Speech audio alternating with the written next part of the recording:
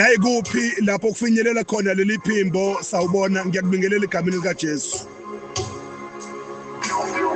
Ngabe usekhaya, usemqashweni, usemjondolo, usefletini nguma-suburbs.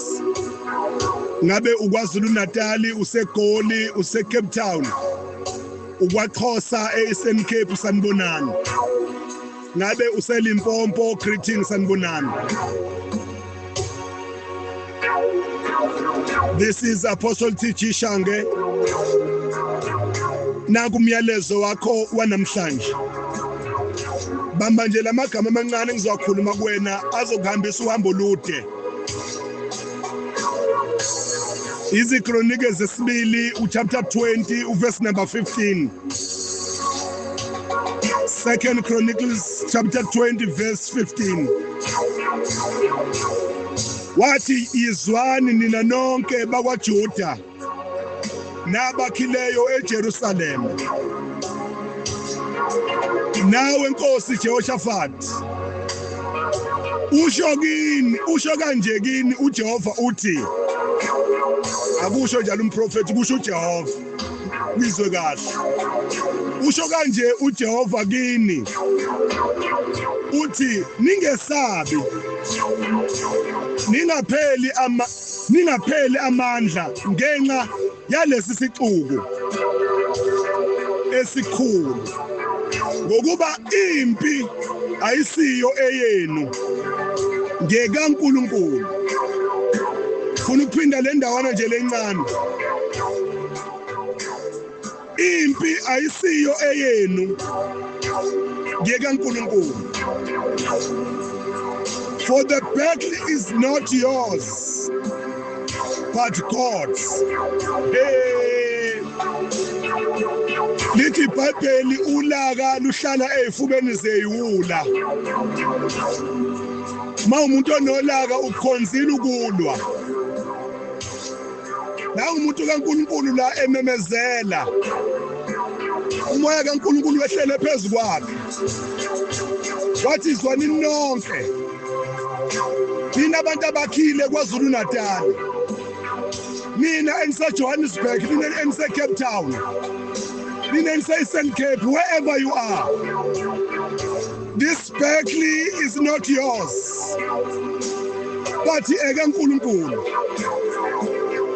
Lempi akusiyona yakho kodwa ekaNkulunkulu. Angazi ukuthi bangaka abantu abakuthukayo imihla namalanga. Angazi ukuthi bangaka abantu abakuhlebayo imihla namalanga. Angazi ukuthi bangaka abantu abakhuluma kabi ngegama lakho imihla namalanga. Kodwa ngizothi namhlanje kuwena lempi akusiyona yakho. Ukuphendula akusikhona kwakho kodwa okaJehova. Nanoma ubani olwa nawe ulwa noJehova. Ngoba lithi iBhayibheli othinta wena uthinta inhlamvu yehlo likaNkulunkulu. Kunabantu ongabona bengaphumeleli impilo zabo zishona phansi, kanti balwa nomuntu wrong, balwa nomuntu womthandazo, balwa nomuntu kaNkulunkulu. Wakwabuza uDavid etshelwa zinceku zakhe ezimgadile, sathi nasi isitha sakhe uSawuli. Khuluma nje izwi bese siyambulala. Wabuza uDavid igama lethu wathi kambe umuntu kaNkulunkulu ubulawa kanjani, ake ningifundiseni. Noma enzile iphutha ejaha uDavid, kodwa uDavid wangabheka uSawuli njengesitha sakhe, kodwa wabheka uJehova. Wathi umuntu kaNkulunkulu lo kunabantu engafanele ulwe nabo ngoba basenhlizweni kaNkulunkulu.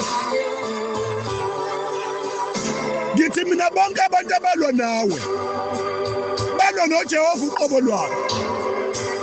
Sole wena kwakho ukuthula bese ubheke kuNkulunkulu. Ngiyamthatha uDavid uma ngabe ethi ngiphakamisela amehlo ami ezintabeni. Usizo lami luvelaphi na? Athi usizo lami luvela kuwe wena Jehova odalile amazulu kanye nomhlaba. Usho lapha emhlabeni ziyamnetha. Athi ngathi ujiyela ngapha abantu abamnakanga. wathi bethu ubheka phezulu ezulwini nangu uJehova athi uDavid ubaba nomama bangilahlile abese kodwa wena Jehova wangixosha kodwa Nkosi yami kodwa Jesu lempi akusiyona eyakho ungazilweli wena ngifuna ukuthandaza namhlanje kodwa ngifuna ukuthandaza nomuntu oselwile iminyaka usehlulekile ngizothi namhlanje dedela uJehova kulwele zonke lezo zimpi lempi akusiyona yakho bahlebile ngiyavuma bakhulumile kabi ngawe ngiyavuma kodwa ngithi mina lempi akusiyona yakho siyathandaza namhlanje mhlawumbe ngenzeka ukuba uyakhulelwa nasekhaya kungenzeka walahlekelwa zihlobo zakho ngenxa yesandla somunye umuntu kunomndeni wakho owaqothwa ngesibhamu waphela abanye bathakathwa kodwa ngizothi namhlanje lempi akusiyona yakho baba ngiyakhuphuka namhlanje ngikhuphuka nanomlalelo ongilalele namhlanje othi umndeni wami uphelile uqedwe umuntu engimaziyo silwele Jehova wathi wena Nkosi uJesu asojabula sithokoze uma besithuka bekhuluma kubi ngathi ngenxa yegama lakho siyabonga Nkosi uJesu mayingcwele lithi izwi lakho awungeniseki kubantu kodwa kuwena uNkulunkulu kuyenzeka sebehlulekile abantu ngumlwele leziphi zami kodwa wena Jehova uhluleki lempi akusiyona yami kodwa lempi kungeyakho